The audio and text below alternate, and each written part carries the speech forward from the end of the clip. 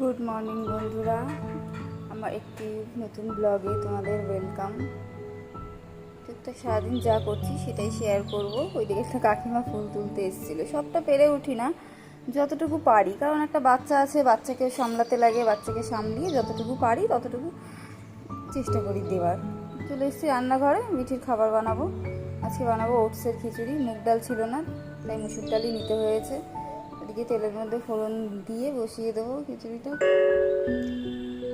সব রকম ভিডিও বানাতে পারি না, যেহেতু ফোন ধরার কেউ নেই। একা হাতে তো ফোন ধরে ভিডিও করা যায় না। যতটুকু যেইটুকুনি পারি চেষ্টা করি শেয়ার করার জন্য। দেখা যাচ্ছে একটা ভিডিও করতে করতে আমার মেয়ে চলে আসলো, মা একটু এটা দাও, মা একটা করো, ওটা করো, বায়না করছে, একটু কোলে নাও, একটু আদর করে, এই নানান ঝামেলা হয় না। এখন এই যে আমি ওটসের খিচুড়ি বানাচ্ছি, রান্না করতে করতে বারবার চলে আসছে, তখন ওর দিকে ঘুরতে হচ্ছে, ক্যামেরা একটু সাইড হয়ে